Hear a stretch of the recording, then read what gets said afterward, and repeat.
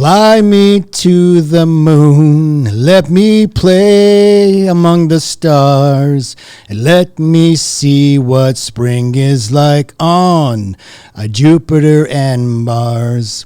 In other words, hold my hand. In other words, baby, kiss me. Nice. Thanks, John. Now I got to ask you, Frank or Nat King Cole's version? That's Frank. That's Frank, right? I love Frank. I love Frank too. He's amazing. But I just, when I heard Nat's version, I was like, it's not bad. Yeah. It's a different vibe, but it's nice still. So, sometimes I get up, I'm up at 4:30, 5 a.m. And by the time I hear my wife up at 7, I go in the living room. I put on some YouTube. I put a little Frank on. Just it helps, have my coffee, my espresso, and just I love listening to some, Dean Martin, the old Rat Pack, and I love it. I love it.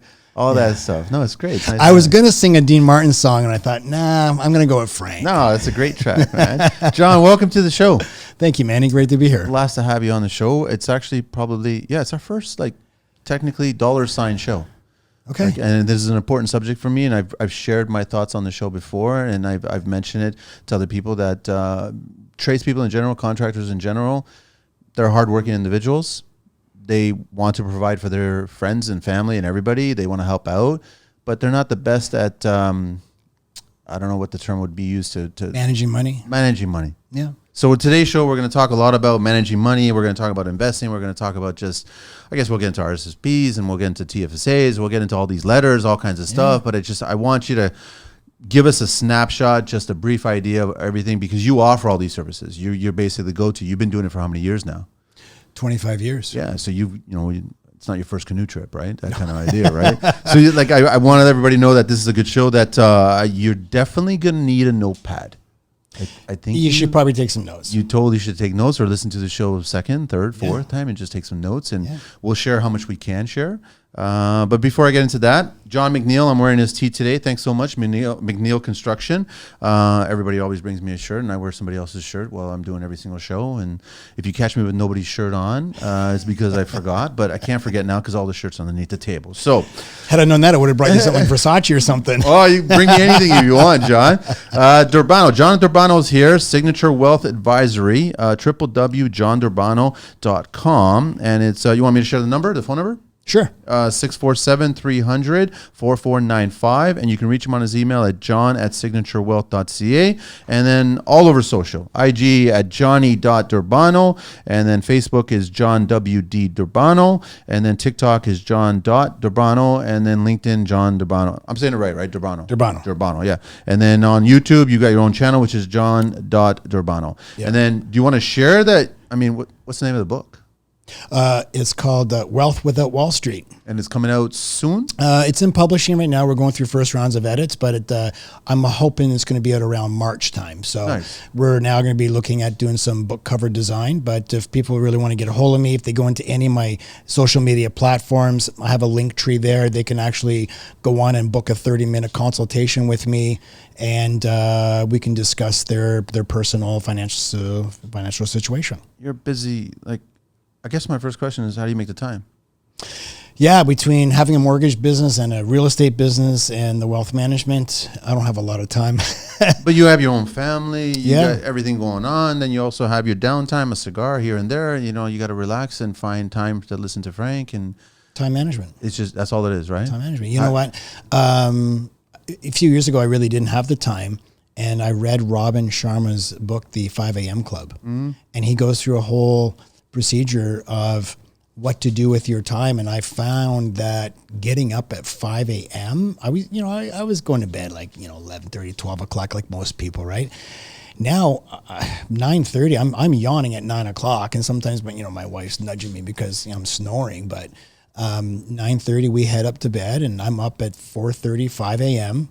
and I find that I get so much done between 5 and 7. Yep. I get a ton of work done. Yep. I'm so productive at that time. I used to do the 5. Yeah. And then I realized I didn't have enough time in the morning. So then I changed it to 4. And then all of a sudden 4 was making more sense for me. Yeah. And then I was getting to bed. If I get past 10:30, then 4 hurts to wake up. Right? It's that 10:30 window or whatever. It's just kind of weird if you get in there past 10:30 to 11. 4 just becomes really difficult, right? But if I get in there before 10:30, I'm out like a light, then you're up at 4. You're up at 4. Yeah. That's what I like about it, right? So you're 100% right. You get so much done in such peace and quiet. It's quiet. It's quiet, right? And I know that people in construction trades, trust me, you'll appreciate that hour or two before you take off and head for your day. Yep. You'll get so much. You'll be so productive. If anything on that day, that's going to be the most productive part of the day, right there. Everything else will be maybe a little bit of a shit show or whatever, but that part will be amazing. It was great because my wife said to me, she goes, "Are you gonna come to the gym tomorrow?" And I said, "No." I said, I've got a show to do. I've got a bunch of work. I don't think I'm going to make it because I'm usually up by 5. And then usually around 6:30, I go down and do my cardio with a gym in the basement. And then I'll go to the gym with her. But I got up and I was like, I got 2 hours of work done. And at 7 o'clock, I said, "Here, I'm going to go to the gym. I'm going to rush off." And she was getting up. She's like, "Where are you going?" I'm heading to the gym. And I was back home by 8:30, did some more work. And here I am. So if you learn how to manage your time, you can get a lot of things done and still have time to play golf and smoke cigars and do things with your friend and family time. I want to get into what's interesting. Like we're going to talk about a bunch of stuff here, but do you handle your clients differently if they're at different increments of age? Because obviously people, I guess the 20-year-olds that are relatively smart about this and have been woken up to it and not living that lifestyle of just show off, right? And they're being conscious of what, not to spend more than they're earning, right? Do you treat or do you speak to 20, 30, 40, 50, 60-year-olds differently about how to move forward with your wealth and how to handle things? Yeah, that's a really good question, Manny. Everyone's at different stages in their life. Obviously, the 50-year-old, most of the time, they've already got some savings. They got some RSPs, they got some TFSAs, and they've got equity in their home, and they're at different stages in their life, and they're wondering, hey, listen, I'm 10, 15 years out from retirement. What can I be doing? And then you got your 25-year-olds who aren't even thinking retirement. They're thinking of hitting the clubs, doing bottle service, souping up that car and impressing people, right? They're not even thinking, they're not even putting any money away. They're blowing every dollar they get. So it's a complete different mind shift. And so when I'm working with the younger people, the first thing I get them to do is learn to pay yourself first. And once you start paying yourself first, is okay, where does that money go? And then we start focusing on, do you have a house? No? Okay, let's start putting away some money for a house. When do you think about retiring? Like, because 20 years don't think about that, but it's something that you have to think about. I mean, God, I'm 52 now, and I think when I was 30, and I'm thinking that 22 years wasn't that long ago, and it's creeping up. It does go fast, and I go back to the earlier you start investing, the more doubling effects, because money is a game, and the game is about how many times you can double your money. And if you start when you're 45 and you're looking to retire at 65, you might get 2, maybe 3 doubling effects. So if you got, $100,000 and you double it to 2 and then it goes to 4 and then 800,000, 1.6 and 3.2 million, that's great if you're starting at 20 years old or 25. Yeah. But if you're looking to double 100,000 at 45 and you're looking to retire at 65, if you're getting, an 8% rate of return or 7%, you might get 3. You might get 3 doubling effects. Unless you figure out other ways to kind of increase your income at that point. But at certain stages in your life, you're almost hitting a plateau. Are you financially speaking? I know that a lot of people portray different lifestyles, that I guess the 99% are pretending to be a part of the 1%, which is just cause and effect. And it's just like you look at social media and everyone always wants to portray something that's they're really not, and they're trying to be bigger than what they are, but they're just keeping up with the Joneses, right? So it's like, should you just forget about all that and just focus on picturing who you are going to be 30 years from now, whether you're 20, 30, 40. I mean, life expectancy for men and women nowadays, we're going into our 80s now, average. Barring major illnesses, right? Yeah. If you just are healthy and you take care of yourself, eat right, there's a good chance you're going to be living until your 80s, right? So look at it that way. But if you're a 20-year-old and whatever age, think that far into the future. From an actuarial standpoint, life expectancy for a male right now is about age 82. Yeah. And a woman is age 85. Yeah. And that's today. That's today. So when we get there, which is 30 years from now, we're going to probably be pretty close to 100. Close to 100. Because if you go back to the 60s, the life expectancy back then, it was like 68, 70. Yeah. And like look how far we've advanced now. I mean, back then, you know, they weren't even thinking they were putting it away for retirement. Now, you know, we're living longer, and there's a race going on between you and your money. And that is just one race that you don't want to win. It's a very good point. And it's just like everyone has this idea of, I mean, you're probably old enough to remember the whole Freedom 55 kind of mentality, right? Remember that? Yeah. Like just pushing those spots over and over. And I started thinking, sure, that's wonderful that you want to retire at 55. But if you're living to 85, now you have 30 years of you need a nest egg. 30 years of unemployment. Unemployment. Yeah. So how are we, and I guess I want to ask you, what are people doing wrong money-wise? Like where are they wasting opportunity? That's a really good question. What are they doing wrong? They're listening to their friends. And they're listening to people who are listening or following people that haven't been successful. And I'm gonna tell you, the banks give really bad advice. They give great advice to benefit them. Bingo. Bingo. See, there's two, I call it the accumulation theory and the theory of velocity. Banks and financial institutions want you to subscribe to this theory of accumulation. And that's what most financial advisors push. And the reason why most financial advisors, and I was one of those guys for 16 years, I was one of those financial advisors that was pushing you to put into your RSPs, to put into your TFSA, to accumulate. Why? Because it benefited me, because I got paid on assets. Even when you lose, I get paid. Yeah. It benefits the bank because they're looking at assets under management. So while they're trying to tell you to accumulate, that's not what they're doing. They're taking your money and they're renting it out, and they're creating velocity with your money. And velocity is being able to take $1 and turn that dollar over as many times as possible. So if the banks were doing what they told you, they'd all go broke. And this whole theory of accumulation is, hey, great, put away into your RSPs, max out, and put into your TFSAs, build up this great little nest egg so when you get to 65, you could retire. The problem with that is that this whole theory of accumulation is, hey, great, I've got $1 million in my investments. Congratulations, you're a millionaire on paper, but in theory, you're broke, because the Monte Carlo theory, which is you want to be able to have the safe withdrawal amount that you don't run out of money. Remember, I talked about that race going on between you and your money, and the safe withdrawal rate to make sure that that doesn't happen is 3%. So on 3% of $1 million, that's 30 grand. And now you got to pay tax on that. Now you're at 22,000. You're a millionaire on paper, but you're living in scarcity. You're in poverty.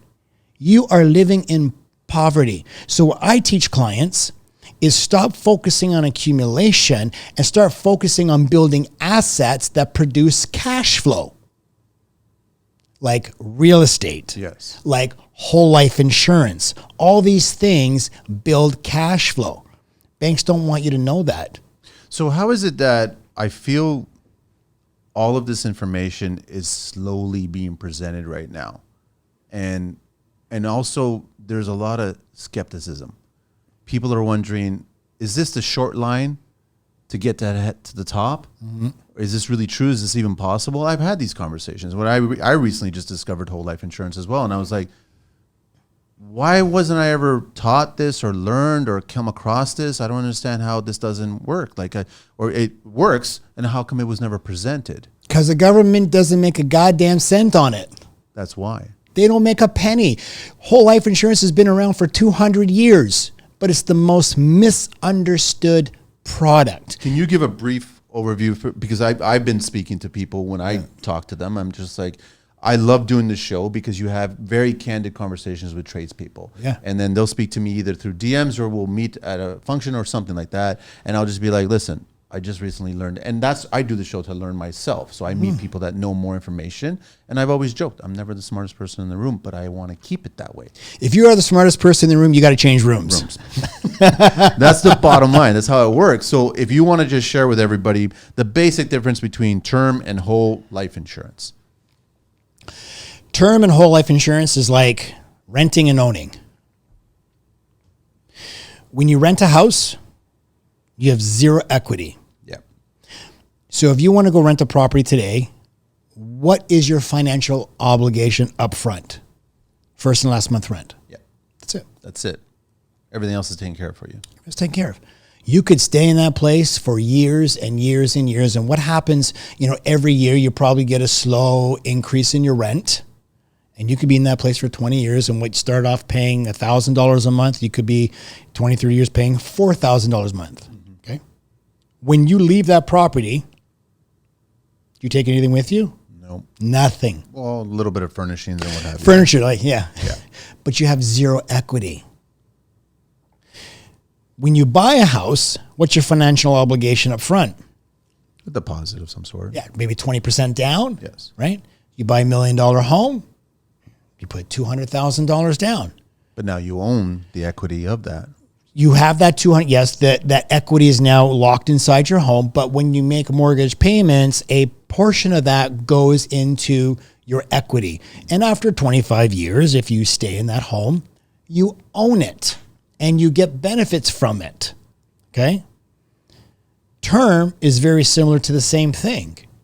It's the cheapest form of insurance. And it's great for someone who's just starting a family. They're living paycheck to paycheck, but they need some sort of coverage just in case something happens to them. It's called income replacement. But I always say, listen, the most important life insurance is the one that is in effect the day you die. And 89.9% of term policies are not in effect, simply because they get too expensive as you get older and people cancel them. So now you're left with no insurance. You've been paying into it all these years. You could be paying into it for 40 years. And when you cancel it, bye-bye. All those premiums are gone. Yeah. So when people say, I'd rather have term life insurance, and I get into these arguments with people in my DM all the time. They think they know something. Like, buy term, invest the difference. Why would I buy a whole life policy? It's a scam. It's too expensive. Well, listen, it's the same difference. Why would you rent or why would you buy? Okay. Actually, term insurance actually ends up sometimes becoming more expensive than whole life, because if you take a look at all the money, if you bought a 20-year term, basically what 20-year term is, let's say you're 25 years old and you bought $1 million policy, and let's say it's costing you $50 a month. By the time you hit 45, that policy could now cost you $350 a month. Yeah. Okay. And now you have it for another 20 years, and now you go to 65, and now it's going to become $2,100 a month. It dramatically jumps. It dramatically increases. Yeah. Why? Because when the actuaries price out insurance, they take a look at what is your mortality rate and what's your current rate. If you're 25 years old, you're 30 years old, and your mortality age is age 85, they're gambling, say, what is the risk of you dying between here and here? And they say, well, it's very low. So they're going to price it that is still, they make a profit on it, but it's cheap. But now as you get to 65, they're going, hey, this guy's 17 years out from, according to the actuary tables, of dying, and we've got to add in all this inflation. We still have to build a profit. That becomes $2,100. So when you're 65 years old, you go, hey, I'm just retiring now. I can't afford 21. That's like all my pension. So they cancel it. So not only did you lose 40 years of premium payments, you lost the opportunity cost of what that money could have earned you had you had that invested someplace, earning you 5 or 6%. So it actually ends up costing you more money than whole life insurance, because whole life insurance, even though you pay a large front up front, you've paid for it for 20 years, and now you own it, and you own it for life. Yeah. And you've got all these benefits. You've got all this cash value inside that you can access it during your living years. I do this all the time. This is stuff I teach people. Here's the magic question, John. what's the insurance company doing with the term life insurance policy premiums coming in from the majority of people? It's mostly profit for them. It's 100%. Like, it's all profit. It's so much profit. 1.1% will pay out. 1.1% of term will pay out. When you take a look at insurance companies' profitability, a good portion is from lapsed policies. I know this. I'm discovering this myself, and it just boggles my mind. Yeah. So I mean, you're going to be, I guess, scared or intimidated by the upfront whole version of it, but the benefits outweigh it, like dramatically. Absolutely. Listen, if you're going to get insurance, start with term. Have it. But as you start to earn more money, the great thing about term life insurance, you got to be careful which companies you go to make sure that they actually offer whole life. They have a term conversion feature, which means you can convert a portion or all of it into permanent whole life insurance without having to do a medical. And you can do that in 10 years, 15 years. I did a couple recently for clients of mine that bought policies off me 10 years ago that want to increase the amount that they're putting into the whole life. And because we put a term rider on, I was able to convert the term that opens up the room for them to put more money in from their company into a whole life policy. But don't die with term. Slowly convert it over so at least you have something, and then you actually own something. It's basically investing your life, right? Yes. So life insurance is not an investment, but a lot of people treat it like one. So I say, if you're going to put your money someplace, most people call it their cash savings. Mm-hmm. Would you rather have your cash sitting in a bank earning you 0.1%, 0.01%, or do you want to put your cash into something that's earning you over a 6% dividend? But the moment you put cash in there, not only do you have the cash, you also have the death benefit. So you could put, say, $10,000 in, and all of a sudden you have a death benefit of $1 million. Something happens to you, that $10,000 got you $1 million, but this money is growing at like 6% a year, and it's safe. There's no volatility risk, once the insurance company pays out the dividend to you, it's vested. You can't lose it. You put $10,000 into the stock market, you could lose that. Chance. There's a great chance. Tax free. It's tax free if you leverage it properly. If you pull money out of an insurance company, the first amount that actually went in is non-taxable. Yes. Anything above what you actually contributed, it becomes taxable. But there's ways around that. What, like personal tax, taxable level? Or? There's a taxable level, yes. Okay. If I was pulling money out of my policy, but I never pull money out of my policies. You don't want to do that. I borrow against them. When you borrow against them, you can't tax debt. That's right. It's tax-free. This is why guys like Donald Trump, Grant Cardone, Robert Kiyosaki, these guys leverage the shit out of real estate and they take on debt because they can't tax it. They're millionaires. Can't tax it. Are you looking to connect with key decision makers and influencers within the Toronto's built environment? Join more than 10,000 attendees, including Deloitte, Ryokan, Broccolini, Ledcor, Ellis Don, Multiplex, Colliers, and more at the Building Show taking place November 30th to December 1st. Across 3 days, the Building Show features countless networking opportunities like Hard Hat Happy Hour, more than 500 exhibitors on the expo floor to source new products from, and educational sessions covering the topics that matter most to you, such as how to run an effective business, high-performance construction projects, and looks into new legislation and changes to the building codes. If that's not enough to convince you, mention code ConstructionLife when registering and you'll save 10% off your Building Show pass. Register online at www.thebuildingshow.com.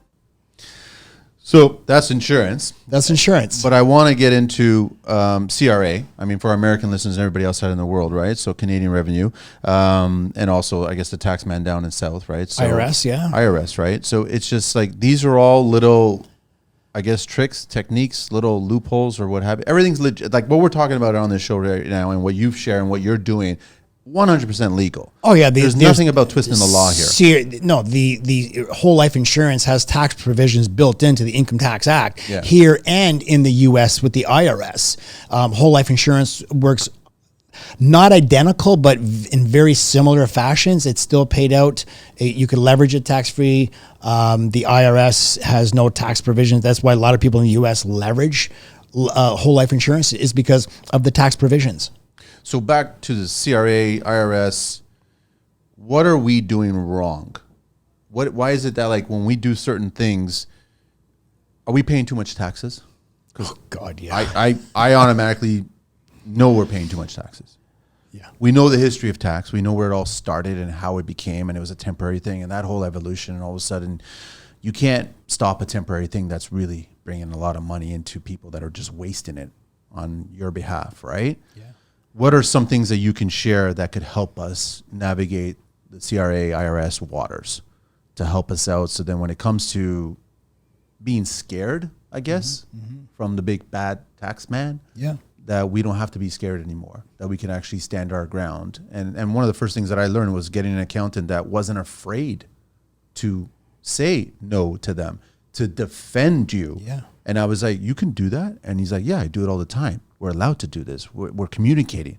They can say that you're doing something wrong, but we can prove that you're not doing anything wrong. So what are some things that you can share? Well, number one, if you're an employee, stop being an employee. If you're a tradesman and you're working for someone, see if you can start your own business and work for them on a contract business. Okay. Because as an employee, you have zero deductions. Zero. And if you're out there making $100,000 a year, you have no deductions and you are taxed to the tits. Yeah. If you have a consulting business or a contracting business, now you get all these write-offs. You could write off a ton of things. You could write off your car. You could write off your tools. You could write off your mileage, insurance. There's a lot of things that you could write off. If you rent or own a home, you could designate a percentage of your home as an office and get that write-off too. As a T4 employee, you have zero deductions. Yeah. So that's one way of lowering your tax, is stop working for someone and create a business for yourself.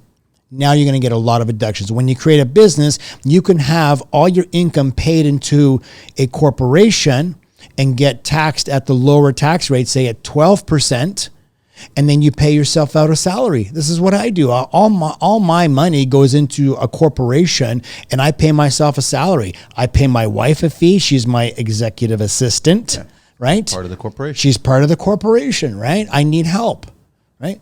So get away from being a T4 employee and start learning how to get on a T5.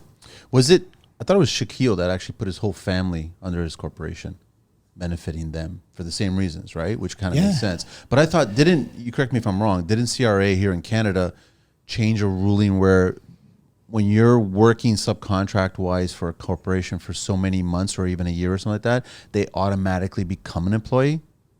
I don't know. I don't know the exact, but I thought they changed some wording. I don't know that part of the legislation. And I would recommend anybody don't take this as financial advice. Yes. Talk to an accountant. Yes. Talk to an accountant. They would know better. They would know better, and they would know the rules. So it's important to do that. I remember someone bringing that up, because obviously when you get a government that is being wasteful, they need to figure out how to get money from the citizens. Yeah. And I find that the easiest way to get money from the citizens are the ones that are less educated about how to keep their money. Yeah. That's who you go after. You don't go after the ones that are educated about keeping their money. Right. Right. Which is unfortunate. Yeah. The other big myth out there is, and it's been pushed since, the late 70s or 80s, is RSPs. That is the biggest magic trick. Is it a magic? That is the biggest scam that the government has ever created. So, if you ask anybody what an RSP is, they say, "Oh, I save my taxes," and the government promotes these as tax savings vehicles, and so do banks and a lot of financial advisors. They promote RSPs as save your tax. Wrong. You don't save any tax. You defer the tax. Yeah. But not only are you deferring the tax, you're deferring the tax calculation. So, man, if I were to ask you, with the amount of immigration, 1 million people a year coming into Canada, and they're all going directly, most of them are going directly to welfare. Yeah. Okay. Who pays for that? We do. With the amount of spending that Trudeau has done in the last 8 years, this man has spent more money than all of the prime ministers before him. Okay. Where do you think tax rates are going in the future? Higher or lower? Way higher. They have to. They have to. So if the banks and financial institutions promoted RSPs as come in and get your tax deferred plan, how many people you think would be rushing into a tax deferral or tax postponement plan? Oh, a lot of people. Maybe not as many, because there's some people that aren't, they're ignorant. Yeah. They don't understand money. But it doesn't sound so catchy, right? If that one word. Come save tax. Get your RSPs and save on your tax. People think, okay, I'm going to save my tax. No.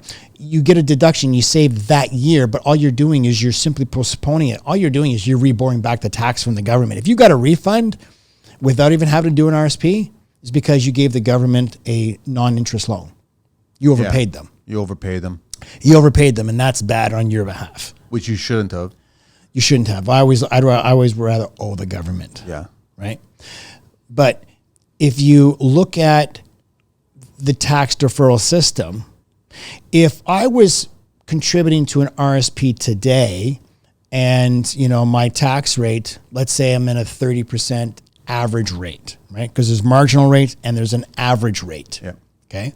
Let's say I'm in a 43% marginal rate, but my average rate, because they go up in increments, let's say it's 30%.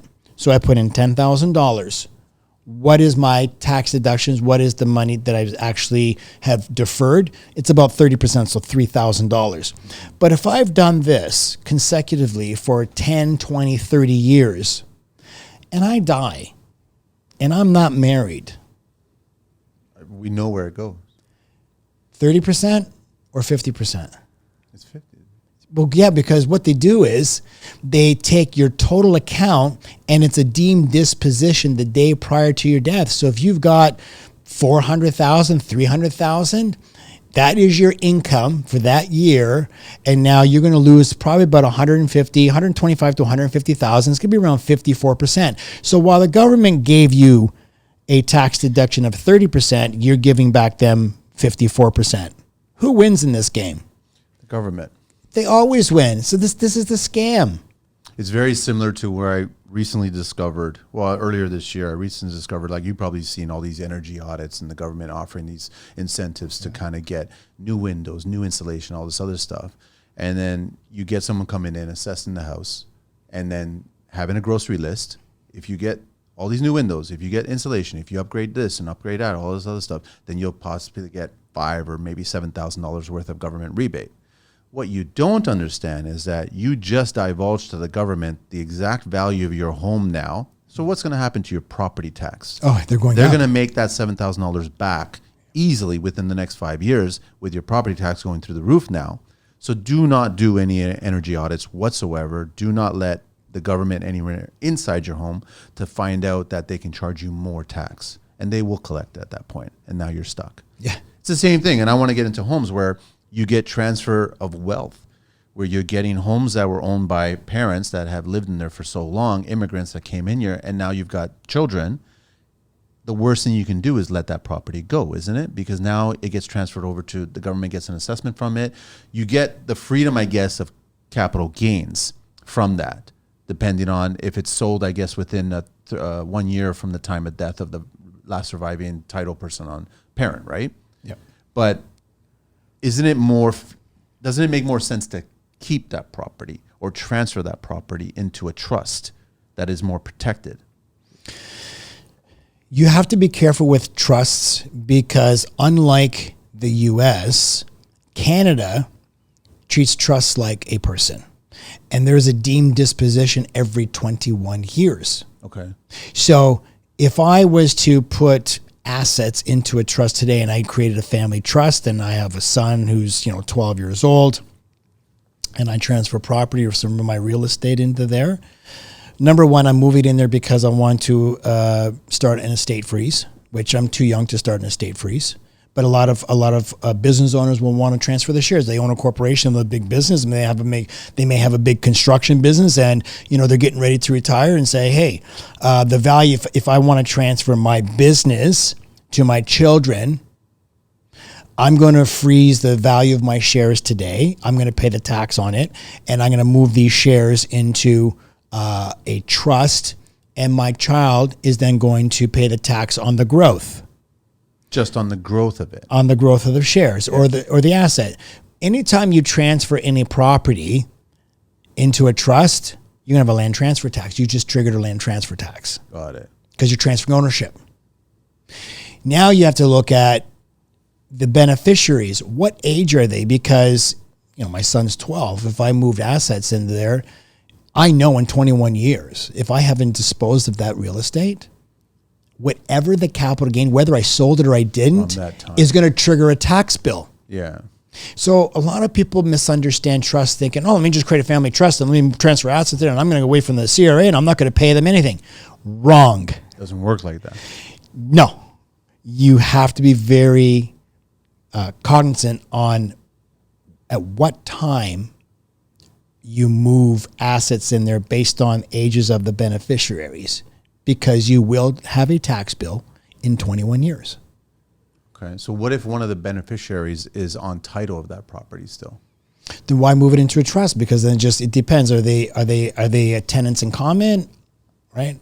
Well, if they're on title with is it joint tenancy or tenants in common, right? If a joint tenancy, then it just moves over to them. Got it. Right? So without a land transfer tax? Yeah, because they're joint. It's a joint tenancy. So all this talk that we've seen about trust, and I know there's been a lot of magic tricks. Yeah. Like it's almost this perfect way to do things, but it's not as perfect as everyone's kind of presenting it. Trust create another level of protection. You could do a lot of the same things with a holding company. Okay. Right. You get the similar benefits from it. Yes and no. Just the trust is another layer of protection against, say, creditors. Okay. Let's say you wanted to increase your lifetime capital gains exemption. You can, if you have a holding company, you can create a trust, and the trust would own the shares of the holding company. And when you add all the beneficiaries inside a trust, you just added 2 or 3 or 4 or 5 more lifetime capital gains exemptions for all the beneficiaries. Right? I got it. Again, talk to an accountant. They would know more insight. They would know more of this, that it fits with what you're trying to accomplish. So we always say, and I've been noticing this too with a lot of tradespeople, is that first and foremost, set up a corporation. Yeah. Protect yourself. But I've been noticing that whether it's because of the actions of our current government, they're constantly trying to pierce the veil of the corporation and go after you personally. And I think that a lot of that is going on right now because they can't get to you personally.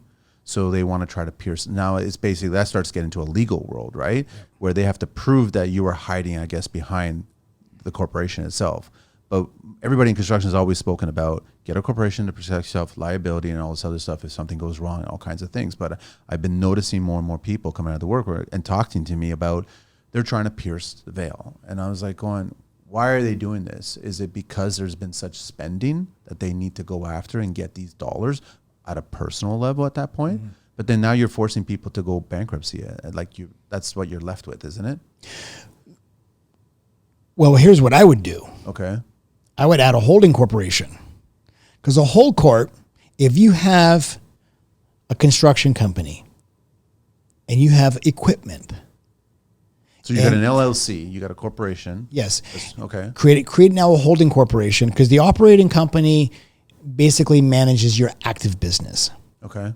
If you have cash, if you have equipment that is free and clear, do not hold it in your active corporation. Transfer it into the holding company because now if creditors come at you, whatever you have that you don't, whatever you own, move it up to the hold court. They can't touch that. You don't own it at all. You don't own it. The holding company has it.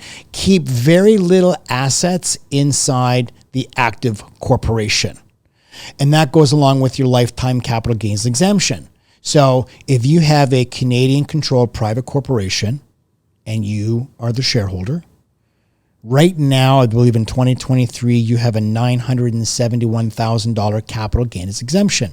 Now, there are some sniff tests that CRA uses that for you to qualify. Yeah.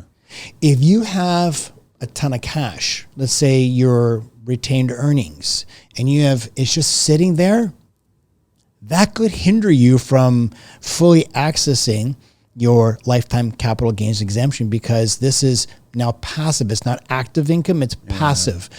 Don't keep money inside there. Move it into the holding company, right? This is how you can add another layer of protection for CRA and against creditors. Now, can you do any of these actions? Is there any retro? Like if you do something anticipating that something might happen or whatever, and then can CRA come back and, well, if you did this because you're trying to hide or save or keep? They can always come back with GAR. Yeah. Is the general anti-avoidance rule. They're always, whatever you do, they're always going to try to apply GAR. Okay. Okay? That's just CRA. That's how they are. That's how they are. Yeah. Right? It's like, I don't know if you want to get into politics, but like the Democrats, whatever they don't like, oh, you're racist. You're racist, you're racist. It doesn't matter what you talk about. If they don't agree with it, you're racist. Yeah. It's like the CRA. Whatever they don't like, we're just going to apply GAR to it. Right? And there's this whole menu of items inside the Income Tax Act that go against with GAR.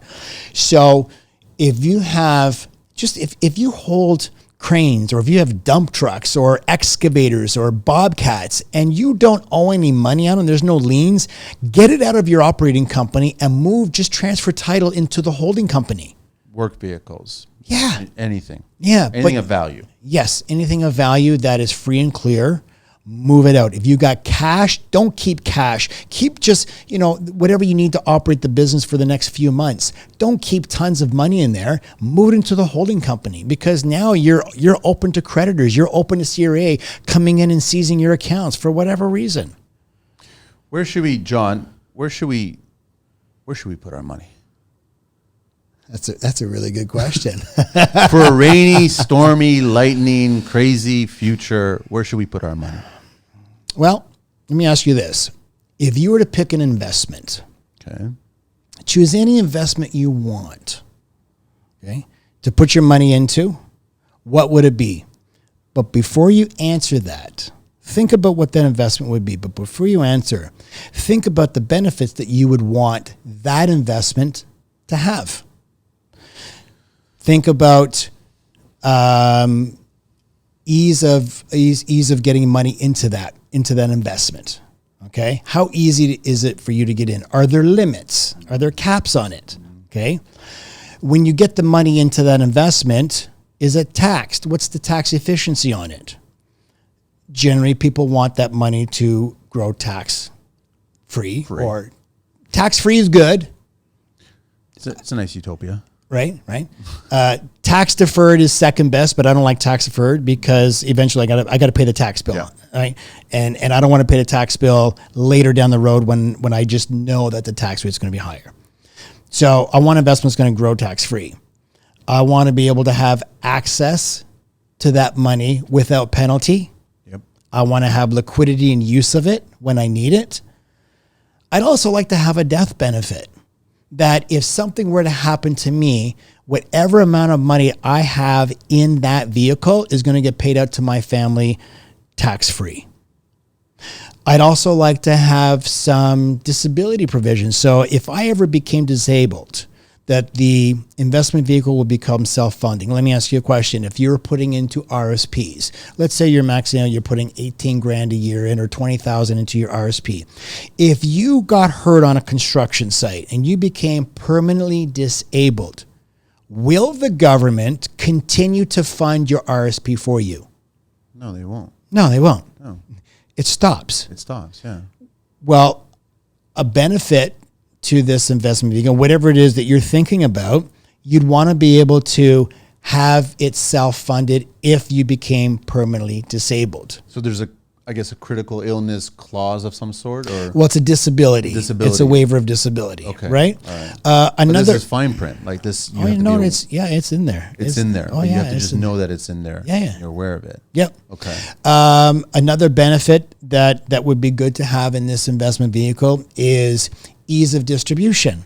How hard is it to get my money out? Right?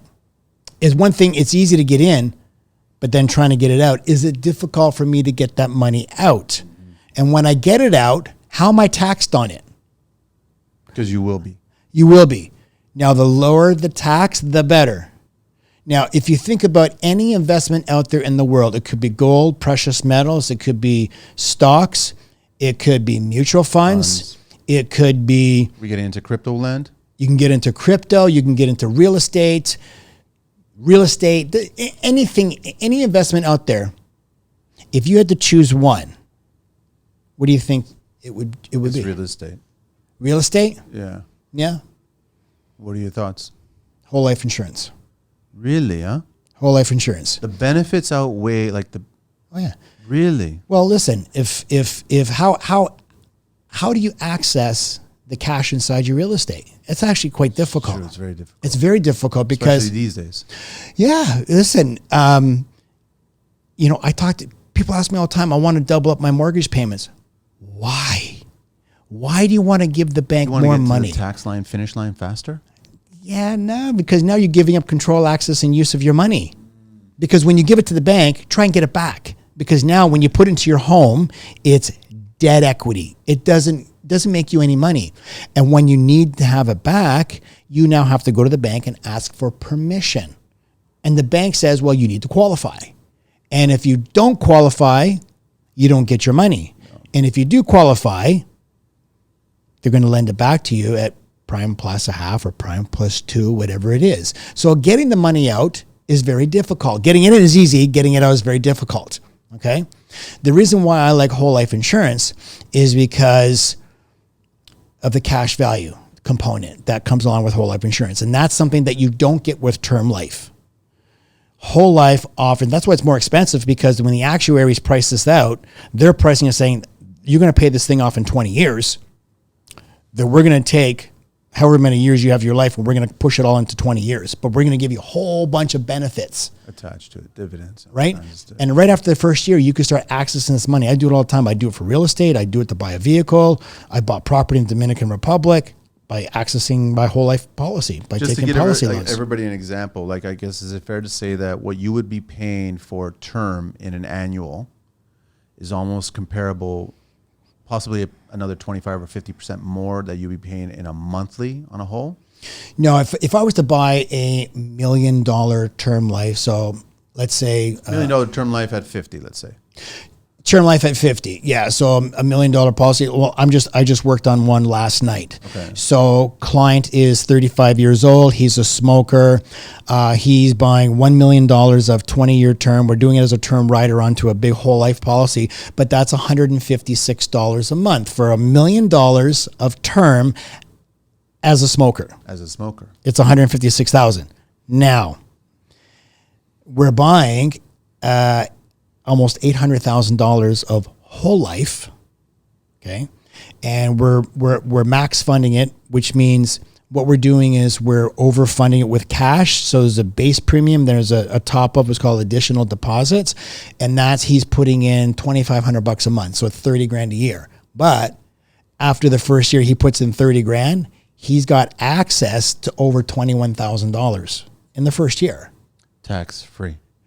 If he borrows again, yeah, that's 70%. That's 70%. 70% of the value of what you've put into it. Yeah. After the first year. After the first year. After year 5, after year 6, he's at the break even. Year 6, he's put $180,000 in. He's like $177,000.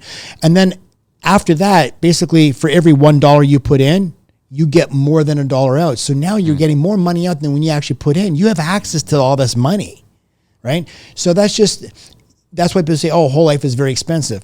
Yeah, it is expensive, but you've got all these benefits and you're going to have this thing for the rest of your life, and you get to access it during your lifetime for whatever you need for vehicles, for real estate. My best friend, We talked about him. He's up in Muskoka. He's doing really well. Listen, he started a policy 10 years ago because he was buying Mack trucks. And I said to him, I said, hey, how much do you spend for a Mack truck? He's like, $200,000. I said, what kind of financing? He said, it's between 7 to 8% financing. I said, well, how about if I taught you how to be the bank? And he just kind of looked at me like, what are you talking about? And I talked about whole life insurance. I said, after a few years of you funding a whole life insurance policy, I'm going to teach you how to be the bank. You're no longer going to have to go to Mac and make a credit application for $200,000 to get a truck. Basically, you're going to call me up and say, I need $200,000 for my life insurance. I'm going to give you a one-pager. It's a no questions asked loan. No credit check, no credit application. I'm going to put $200,000. You're going to give me a void check. I'm going to put your policy number on it. And in 5 to 10 business days, you're going to have $200,000 in your account.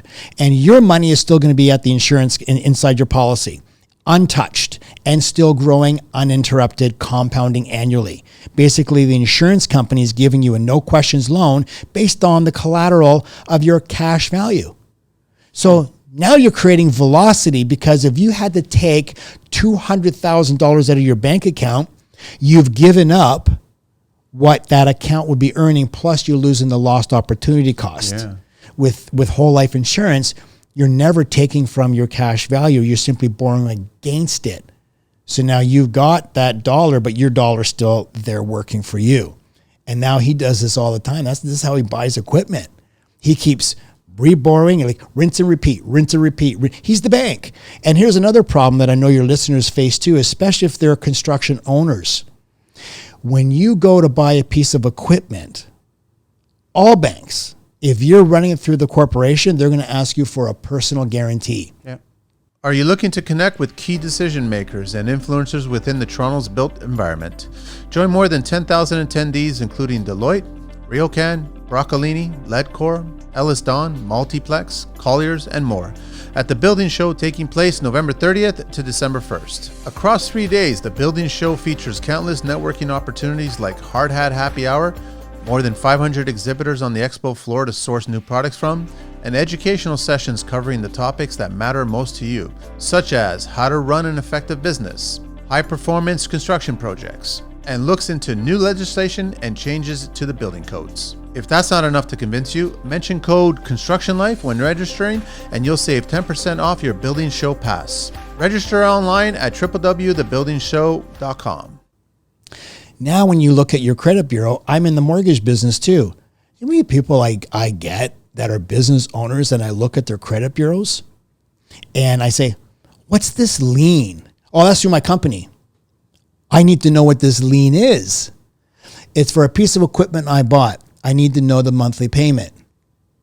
And when they tell me the monthly payment, they say, well, why does it matter? I said, because you gave a personal guarantee. And the way the banks look at these, if your business failed to make that payment, you're personally liable. I have to include this in your debt servicing ratios. I'm sorry, Mr. Client. You didn't get approved. You're not approved. But I don't understand. My business pays for it. But you gave a personal guarantee. Again, back to the bank is making sure this happens to benefit them. Banks protect themselves. They always transfer risk. Banks are always looking to transfer. They don't assume risk. They're always going to transfer the risk onto you. And going back to life insurance, people say, well, why would I buy life insurance when I can buy term, pay really cheap amounts, build up all my investments, then I become self-insured? That is the dumbest thing I ever heard. Why would you want to assume all the risk? Transfer the risk. Manny, you're a smart guy. If I said to you, I've got $1 here. If I sell you this dollar for 10 cents, would you want to pay 10 cents for this dollar, or do you want to give me $1 for the dollar? You're giving you the dime. Right? Yeah, you're going to give me the dime. Yeah. But that's because you just transfer risk, and that's what insurance does. So why don't the majority of people know this? Because they're not taught it in school. And the banks aren't going to teach you this stuff. They won't teach you that. They won't teach you this. And you have to have conversations with people that are aware of this stuff to kind of guide them through, like yourself, right? Where you start learning this stuff. And then you're taking that dump truck just for final assessment, putting it into the holding company. Yes, because now guess what? You fully paid for it because there's no lien on it. You paid cash. The insurance company gave you $200,000. You paid cash for the dump truck. You moved that into the holding company. Now it's protected, and now you owe the insurance company back the $200,000. Well, people say, "Well, what are my monthly payments?" That's the great thing about when you do loans with an insurance company. These are called unstructured loans. There is no monthly payment. You pay it back whenever you want. See, when you go to a bank, this is a structured loan. When you walk into a bank, their bank's going to tell you what the interest rate is, what your term is, and how much a month you have to pay back. And what happens if you don't make a payment in a month? Goes up or penalized. They get penalized. Yeah. Try missing 2 months. They're going to come and take your collateral. Of course. Doesn't matter if you owe. Let's say you took a 5-year term. You might owe 1 year left. They're coming to take your truck. Yeah. Right. And they're going to sell it, and whatever there's left over, they'll give it back to you. But now you've messed up your credit. Okay. That's called a structured loan. When you go to an insurance company and you borrow against your whole life insurance, it's a private loan. It becomes an unstructured loan. The only known thing is the interest rate. There is no term. There is no monthly payment. However, I always say to my clients, if you're going to be the bank, be an honest banker. Pay it back to yourself as you would the bank because you still want it there for when you need it there. Yes, you want it. You always want to be able to increase your borrowing capacity. And CRA can't touch that. No. That money comes out to purchase that vehicle. It's a loan. It's a loan. It's debt. Yes. Now you've got a free and clear item holding. And the cash sitting inside the life insurance company. Still there, protecting your life. And it's also creditor protected. It's creditor protected. It's creditor protected. Too. Really? Yes. Whole life. Yeah. If you have a named beneficiary, it's creditor protected. This is another way I teach. Okay. This is another thing that I teach business owners of how do you get money out of a corporation on a tax efficient basis. I have these discussions with accountants all the time. I meet an accountant and say, "Hey, you do a lot of business owner work. How do you get money out of a person's corporation on a tax efficient basis?" Well, there's only two ways. One is T4 income, but you never want to do that. We're talking retained earnings here, right? Yeah. Right? We're using retained earnings. How do you get that money from the corporation into your pocket? You don't want to T4 it because that just puts you up into a top marginal rate and you're going to pay the top tax. Dumb idea. Yeah. Okay. Most accountants are going to say, we're going to T5 it. T5 is a dividend. We're going to take a dividend out, and if the corporation paid the lower tax amount, then you're going to pay a top dividend rate of probably around 47%. If the corporation paid the top corporate tax rate, then you're going to pay a lower dividend amount, but still going to be around 43%. It's still better than 53. Okay, still not that great. Some accountants use a strategy called a capital gain strip. Now what they're doing is they're going into your lifetime capital gains exemption and they're stripping it away at 27%. So say, okay, we're gonna start to do a strip, and you're gonna pay 27%. That's still pretty good. But I look at the accountant and say, I could beat you. I'll do it at 0%. And they just kind of look at me like, how do you do that? Whole life insurance. But it's corporately owned. It's called COLI, C-O-L-I, corporately owned life insurance. And basically what happens is, remember I talked about that holding company? Yeah. Okay, so you have an operating company. You're going to create a holding company. That holding company is going to own the shares of the operating company. Now you can do a interchange of money between the two companies. So if I've paid my taxes on my earnings in the operating company, I've got retained earnings. Don't leave it in the opco. Move it up into the holding company. Now, how do you get the money out of the holding company? Yeah, how do you do that? Well, you buy a corporately owned life insurance policy and you put it into that. And you put it in that because Trudeau took away the small business owners' option to take money from a holding company and invest it to create their pension. He's taxing it now. Anything over, you're allowed $50,000 a year, but anything over that is taxed at 54%, right off the hop. 54%. You're allowed $50,000. And by the way, that $50,000 is not per shareholder. It's total for the corporation. So if you have a holding company and you have 2 shareholders, It's $25,000 each. That's all you're allowed. Anything is 54% tax. Trudeau screwed over the business owner. He wants everybody to be on this level playing field, yet all the business owners take all the risk. Okay?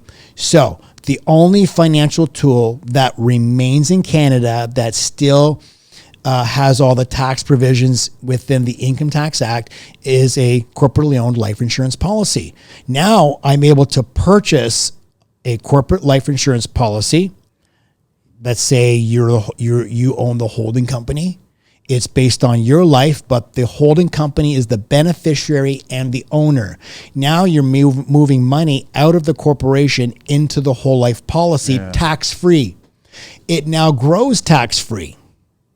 And because you're the shareholder, you get to access that money as a shareholder tax-free, except there's a rule that CRA says if you're going to take a corporate asset and use it as collateral, you need to pay a usury fee back to your own corporation. And that could be anywhere between 3 and 5%. Well, that's fine. It goes back to your corporation. So you have $1 million and you collateralize $1 million. All right, pay $5,000 back to your own corporation. But now, if I'm a shareholder, I'm getting to access that money as debt tax-free. That's tax-free income. This is how a lot of people, I'm showing people how to create their own pensions, because you have to these days. You have to. So when you ask me what are some ways that people can get around the tax, one is if you're an employee, get away from being a T4 employee, learn how to and start a business and learn how to operate a business as an employer, and put yourself on a payroll from your corporation and get a lot of tax deductions. The other thing is now once you're a business owner and you built up retained earnings, how do you get that money out? Move it into a life insurance policy. Now it's going to grow tax-free. You get to access it all tax-free. You could use this as your retirement income, all tax-free. And creditors can't touch it. What's it cost to just start all this stuff? Like, I mean, I guess, first of all, it's a phone call to you and just sit down and figure out what you want to do, right? What's your end game? What's your objective? Whether you're in your 20s, 30s, 60s, whatever, right? Yeah. You sit down and you assess based on their life what they want to achieve for their retirement and happiness, right? Yeah. And then you start giving them options about this is how we're going to start. This is how we should start. This is how you're going to get protected. Because the government's not going to get better. No. Paying more taxes is inevitable unless you figure out ways to get around that, legally speaking. Legally. Right? Yeah. That's all you're doing, is that all you're doing is using the tricks. And that's why we've appreciated certain people, like whether you like them or not, Trump and anybody else, they use the rules and the game to their benefit. That's all we're trying to say here. Yeah. And learn the rules. Trump came out, if you remember his debate, and Hillary was saying, he just said it. He says, I'm screwing the system. The same way you and all your donors are, Yes. but you're not going to do anything because the people that give you money, looked right at Hillary and said, the people that give you money do the exact same thing. If you want to make a change the tax codes. Which you'll never change that. No. Because then now you're going to get a bunch of people that are really benefiting off of this, right? Yeah. Is CRA, can they change rules and try to get, but they can't because they're using these rules too. Yeah, the insurance industry has a $150 million a year lobbying budget. I mean, obviously, they're very well aware of this and they know what's going on, but changing the rules of how tax-exempt life insurance operates, now you're really messing a lot of things up, especially when you come into estate planning and estate freezes and just how life insurance itself works. I mean, you're really going to screw a lot of things up, and you're going to piss a lot of people off, and you're going to lose a lot of that money, that lobbying money. What are some things that you can share regarding estate planning? Like, how should young families get ready for that? Get yourself a will. Like if you don't have a will, if you're married and you have any type of assets, get yourself a will. Contact a lawyer and start a will. Because we know if you don't have one, you die intestate. Right? If you die intestate, do you really want to leave the decision up to courts on who gets your money? I mean, the government has already proven they don't know how to manage money. They prove it on a daily basis. On a daily basis. Don't leave it up to them. Get yourself a will. It'll cost you, maybe, depending on how many assets, how much assets, it may cost you $800 to $1,500 to get a will. But trust me, you don't want to leave it up to the courts, and you want to look at moving some assets. You don't want to hold them personally, because the more assets you have in a will, the more is open to probate. And you want to keep probate really low. So start, talk to a tax lawyer about how to avoid having things owned personally. You can start looking at getting them to, again, a trust, possibly, if that's right for you, or a holding company. Why would a trust not be right for you? Would a holding company be better for you than a trust? Well, when you have a holding company and want to leave things to beneficiaries, then you have to make your children shareholders. Okay. You could put children into a family trust, and that's one thing, yes. Again, you got to think about the 21-year deemed disposition rule. So that's going to play an effect. Again, I'm not offering financial advice. I'm saying go talk to a lawyer. Do your own homework here. And speak to an accountant and see if that is right for you. Makes a lot of sense at that point. Yeah, but there's a lot of vehicles that are still available to structure your finances that's going to minimize the tax impact to you and the family. What about, you see, was it Paul Martin, our PM, that we discovered that he had his permanent residency in the Bahamas? Barbados. Bermuda. Was it Bermuda? Bermuda. His shipping in Bermuda. So that was strictly a tax thing. Of course it was a tax play. Are those rules still in play at that point? That's what you can or can't do? Or I just found it really strange that the PM of Canada, primary residency, wasn't in Canada. Yeah. But it was done that way for a reason. Yeah. A lot of people, I personally know of people that pay a lot of tax, and they are moving their residencies out to Dubai, to Bahamas, simply because they're tired of paying this amount of tax. And, Canada used to be great. And to some, it may still be great, but to others who've been here all their life and they see how we've declined as a nation, we've gone from being one of the greatest countries in the world to having a man ruin this country in 8 years with uncontrollable spending, high taxes. Unaccountable spending. Let's not even go there. High cost of homes. Yeah. Record amount of immigration coming in that is now they're going onto the welfare system. High crime. Mm-hmm. I had my truck stolen off my driveway in June, and they never recovered it. And actually, it was myself and my neighbor. They stole them at both at the exact same time. And I just got a new truck a month ago, and within 3 weeks, they already came back to try and steal that. But luckily, my wife was up at 6 a.m. and she yelled at them and they ran away. Wow. But the cops, when you talk to the police, they are just so frustrated because of Trudeau's policies. And I'm not trying to turn this to a political show, but let's call a spade a spade. They can't lock these people up. They hold them for 24 hours and they're gone. And honestly, the reward is worth the risk.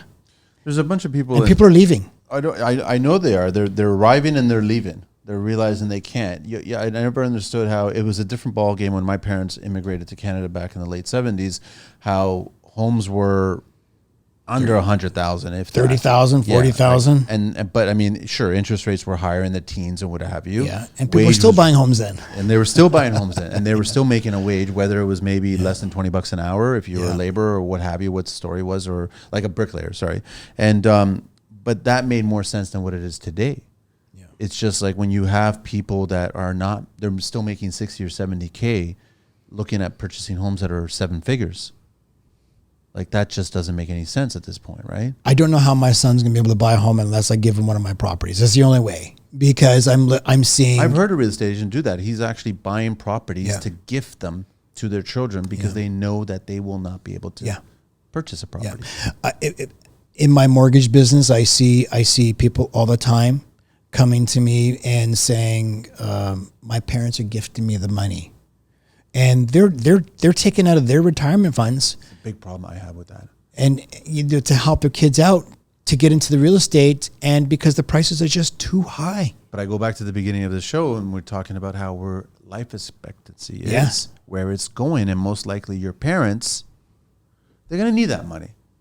Like, they're going to want to enjoy their later years. That's just the bottom line. They want to help their offspring, but maybe the offspring doesn't need to buy that house. Maybe they could just find something else, something simpler, or maybe stay at home a little bit longer, save more. But then that's the big dilemma now. Like, how are you? I'm sure you're having conversations with lots of young people. How do I get into the game? And I guess the big question that a lot of agents will say is just, you just start, you just get in there. But is it really attractive now to get into the game at that young age, and you're not making the money that you need to be making to get that? Well, the problem, Manny, is the amount that these young people are able to save is still not catching up to the increasing in the value of the homes year over year. They're still falling behind. Will it ever catch up, John? I'm reading different reports. They're saying Canada is on the brink of a housing bubble. They've been saying that. They've been saying that for years. But there's a lot of ingredients that are going on in this bowl right now that there's a potential.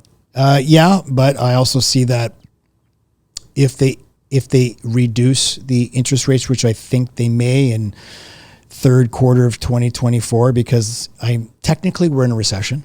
We are. Right. We've already had 4 quarters of negative GDP, and 2 quarters of negative GDP is a technical recession. We've had 4. So why isn't that being expressed on media? I don't pay attention to media. Because you don't want to tell the world. You don't want to scare people. You don't want to scare people, right? Exactly. But technically we are in a recession. I think it's just going to get really worse. It's going to get really bad before it gets better.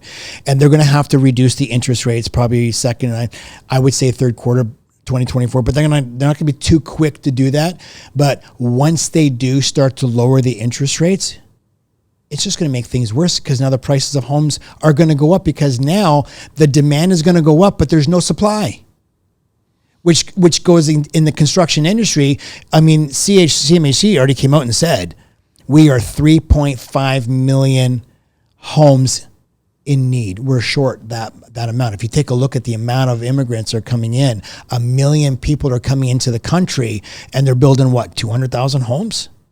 But how is an immigrant? So what is the average cost of a home these days? Like, just simple, bare bones, suburban, new build. Are we still $600,000, $700,000? Yeah, you're $750,000, $800,000. Depends if you're going to Barrie or are you buying in Toronto. Are you buying in Vaughan? We're not talking Toronto. Like, you're Toronto buying in right Vaughan? now in the GTA is $1.5 million. Exactly, right? So you've got an immigrant coming here. What do they have? They don't have a bank account, a suitcase full of money. So how are they getting approved? And it's even hard to even get rentals. The rent's another scary story at that point, right? Yeah. So it's like you go back, and I love your analogy between term and whole regarding rent and mortgage payments, and it makes sense. So how are the immigrants? So they're turning around and they're leaving. We know the stats are 100,000 coming in, right? And then all of a sudden 40 can't even find a place to go. And how many of those people are really coming in with actual money? Most of them are coming in and getting on the system. They're not, right? So that's the problem. So how do we sustain that? Then I go back to the homes, and we're losing the trade force. Yeah. So we're losing the body of people that are supposed to be building these units, right? And you're now seeing it. This year is when you started seeing projects being put on hold, because there's this discussion about how there's so much homes and inventory already in place that have a certain value to it, that if you were to build a new building or property, the profit margin on that new one can't match the profit margin on the old one. So why are you going to build a new one now? As a builder, as an investor, you're not going to make money now. And nobody at that level builds homes to not make money. Yeah, I mean, if you look at the cost of material these days, and I just heard a recent number. I'm not in the development construction industry like you are, but I heard a number that right now development charges are on a condo is like $100,000 a door. And I go back to, okay, it's not really that I'm 51 going on 52. I've had a problem with paying taxes, right?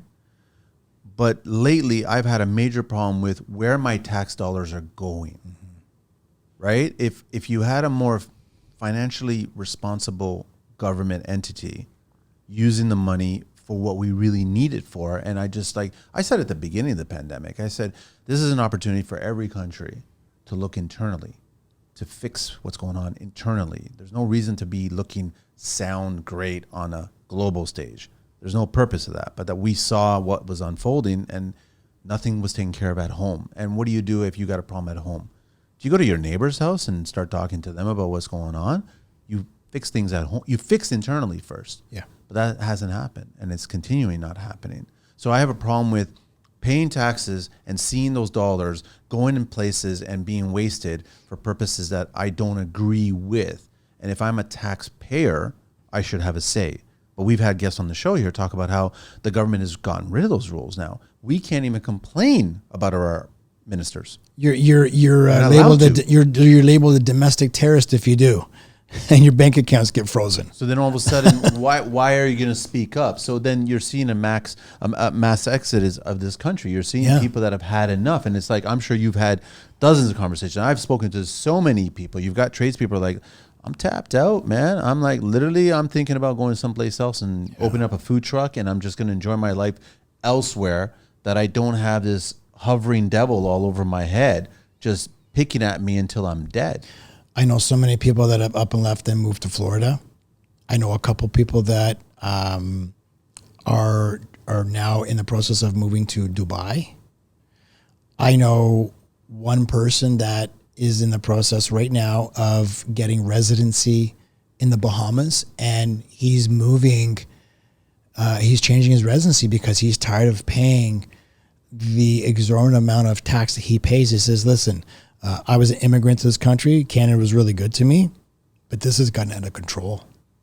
And I'm not going to do this anymore. Maybe if I paid 30% tax, but I'm paying 54%, and to me, it's not worth it. And so he's taking residency up in the Bahamas, and he's not gonna be paying tax here anymore. And I don't blame him. There's so many people doing it right now. We should be doing the research and just finding out, like, I mean, the same way that you came to Canada and you did the research and you chose Canada as a place that you want to start a new life, a new family, a new everything. But if it's not looking attractive anymore these days and things are being more and more challenging, like, it's just I could fix the economy very quickly. Stop immigration. Hold off on immigration for now. And if you're going to come in, you're contributing. You're not allowed to go on the system for 5 to 10 years. You can't go on the system. Yeah. You got to bring something in and contribute to building the economy or doing something that's going to contribute to the community. Lower taxes, right? When you lower taxes, people have more disposable income. They're going to put it back into housing. They're going to put it back into purchases. That's going to boost the economy. It's going to create jobs. You know, if you're gouging people, you're just pissing people off, and we're losing good talent. A lot of these doctors, they're leaving. They're great doctors, and they're great medical professionals, and they're leaving this great country to go into the States because they're taxed at such a far lower rate, and they're not capped at what they can earn. If the government just did their research and stop gouging people and trying to look at how much can we gouge this person for and this amount, and say, hey, listen, we'll make more tax dollars if we have volume, but let's lower the rate and let's instead of us making business investment, let the people earn more money so they can go up, open up and take on the risk and earn and create these businesses. And then they're going to employ people. It's not that hard to fix the economy. It's a very simple formula. And I don't know if you heard Warren Buffett. Warren Buffett said, I could fix the economy in 5 minutes. You make every elected official responsible for their spending. Any amount, say 1% or 2% variance over GDP, you lose your job. You're no longer elected. You watch how fast government gets their shit in order and stop this crazy spending. But that'll never be. It'll never happen. The reason a politician, I remember seeing David Suzuki speak at a keynote speech for an event, and he was like, the primary reason of any politician to get into a position of power from the day they begin is to stay reelected. Mm-hmm. That's the primary. It's not about serving the people. No politician is about serving the people. So that's kind of scary at that point, right? Yeah. It's just, I agree with you. I mean, if you started doing all these things that people would contribute, people would help the country. We have such an amazing country. We had such an amazing country. Right? And it's just, it's become something because of who was leading us, right? That whole lion and sheep analogy, right? Yeah. Like, you know, it's like, it needs to change, but we have to wait until it's going to change. It's not going to happen this year. It's not going to happen next year. You're going to be looking at 2025, and then you start looking at people. How can we survive that long now? A lot of people are losing a lot of things now. Well, just look at the damage he's done in 8 years. Imagine another 2 years.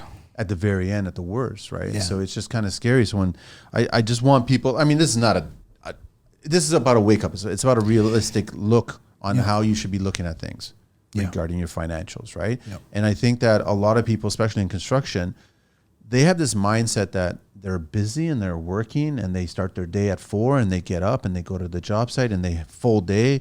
They happy client, happy crew, and then you come home and then all of a sudden you're not really on top of your finances. You don't know exactly, but you just start seeing checks coming in. You start seeing transfers coming in. You're like, we're making money. We're doing really well. Let's buy this. Let's buy that. But are you making money? And then you should really be assessing yourself and then also finding out what profits you do have and speak to someone like yourself. Where can I maximize those profits? Back to the very beginning of the show. And where can you plug your financial leaks? That's what I do. Everybody has. That's what I do. Everyone. I'll guarantee you, everyone is losing money unknowingly and unnecessarily, and it's just in how they invest and how they spend. So, if by working with me we can plug those financial leaks, even a small drip, you're going to accumulate more wealth than you've imagined. And the problem is people will spend more time planning their next family vacation than they will the rest of their life. Phone, and that's battery. And that's a really sad statistic. Sad. It's very, very sad at that point. You should be looking at this as this is the critical. If you don't address this now, whatever age you're at right now, whatever situation you have, a family, new family, old family, whatever, if you're not addressing the situation, some of the smartest tradespeople I've seen come on the show here are the ones that are telling me that they're driving around in a 20-year-old, Civic or whatever. That's what they use as a vehicle, instead of the ones that are telling me they just bought this brand new $100,000 2022 or 2023 pickup truck. Mm-hmm. Figure out your priorities when you're coming. Like, it doesn't matter about being the shooter, so to speak. Who cares about that? I almost feel like more and more people, if you want to be financially responsible with yourself, become invisible. Like, ignore, like you said earlier, your circle of friends. Like, ignore what they're doing and just become invisible to them and focus on what you really need to be doing. If you want to become truly financially free, and when I say financially free, is you have assets that pay for your lifestyle. Stop hanging around the people that aren't there. And if you really want to accelerate, stop doing what they're doing. You got to start doing what the 1% are doing. Mm-hmm. Because you're just going to fall into that same trap and you're not going to get anywhere. You're just doing everything else that 98 or 97% of the population is doing. And that's not going to get you into financial freedom. Is it true, John? We're getting close to wrapping it up, but is it true? Doesn't matter what career option you chose, you can set yourself up financially well if you have the right guidance and the right know-how. It doesn't matter if you're, and I'm not dismissing anybody, if you're a janitor, you're a tradesperson, you're a CEO, you're a doctor, it doesn't matter, right? Mm-hmm. Like, we've heard stories, you read these stories where you had single UPS drivers worked all their lives, but they were financially strict about where they put their money, and then they would retire at $9, $10, $11 million income bracket. Yeah, yeah. So I have a rule. It's called the 50-30-20 rule. Okay. 50% of your gross income should go to your fixed expenses. Okay. That would be your rent or mortgage, your car payment, utilities, cell bill. These are your expenses that is fixed every single month. 30% is to your discretionary, your lifestyle, your clothing, your haircuts, your shopping, movie theaters, restaurants, that. And 20%,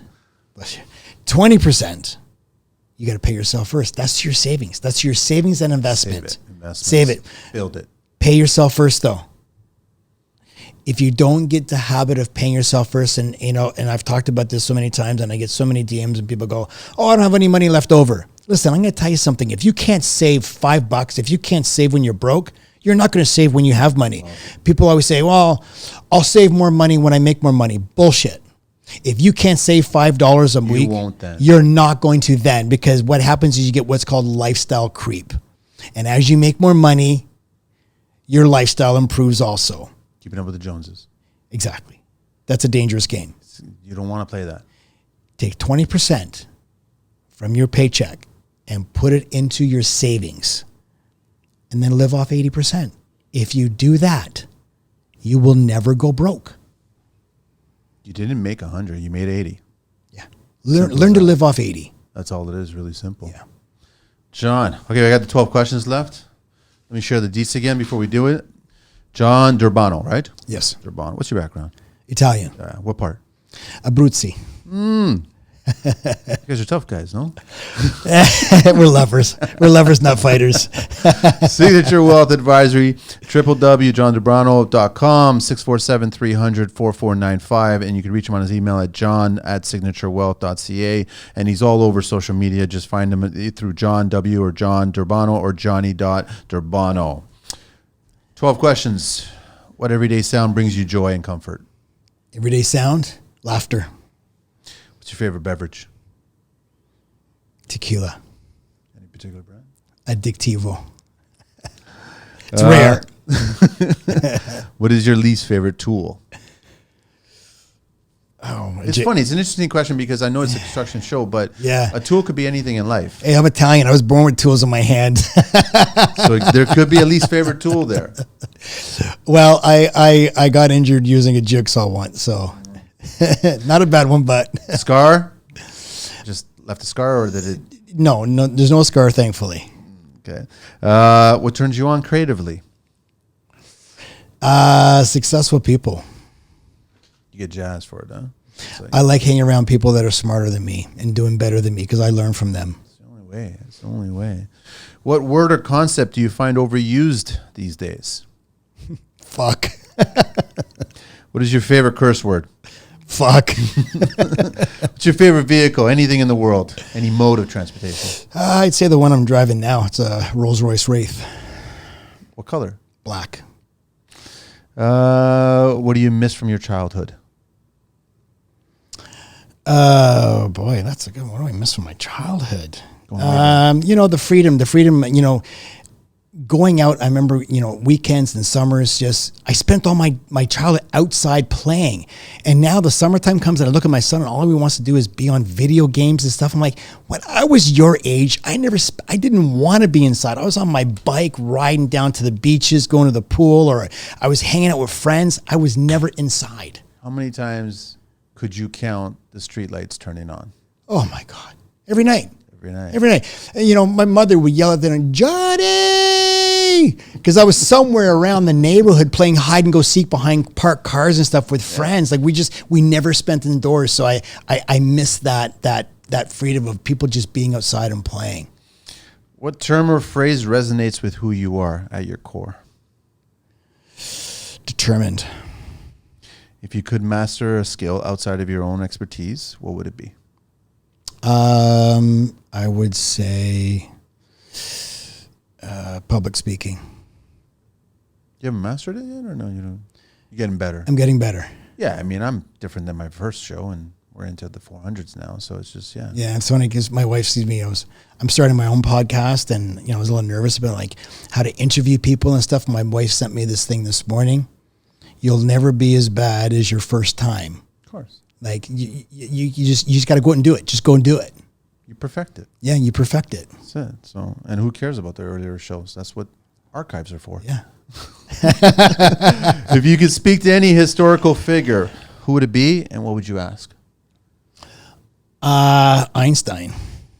What would you ask? Why he never gave up making the light bulb. He tried 1,000 different times, and he never gave up. He just said, I found 1,000 ways not to do it. He was very determined. He never did give up. Maybe he realized that he could build a light bulb that would last forever, and then corporations would come along and did what they did in history. Yeah. Last question. If heaven exists, what would you like to hear God say when you arrive at those pearly gates? Good job, son. John, absolute pleasure having you on the show, man. I really appreciate it. Thank you for having me. I Pleasure. know that you've enlightened quite a few people that are listening right now, and I hope they reach out to you and start talking to you. I myself will be doing that and just talking, but total pleasure having you on and just discussing. Thank you. Like this is it, our objective is to make money. Our objective is to keep as much of it as possible, and our objective is to have it secure for our loved ones. Well, it's easy to make money. Yeah. The point is keeping the money That's the difficult and not part. giving it away foolishly to the tax man, right? Thank you very much, man. Thanks, Manny. That's it. We're out of here, Angelina.